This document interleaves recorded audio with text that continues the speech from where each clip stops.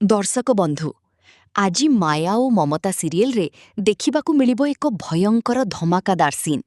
घर भितरे वातावरण बेस सरगरम थिला।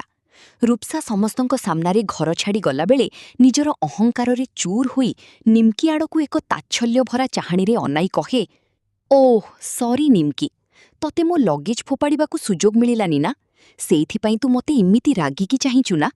निमकी किछि न कहि सेमिति चाहि रहिथांती।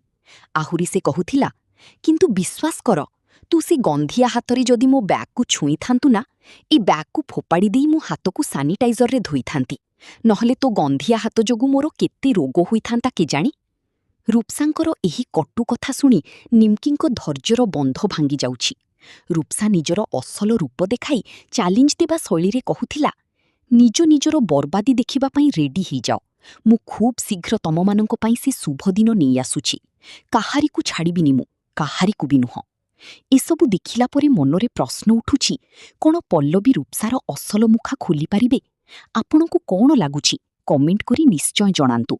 भिडियोटी भलो लागिथिले लाइक करंतु एवं आगकू एमिति रोमांचकर अपडेट पई आमो चैनल को सब्सक्राइब करंतु।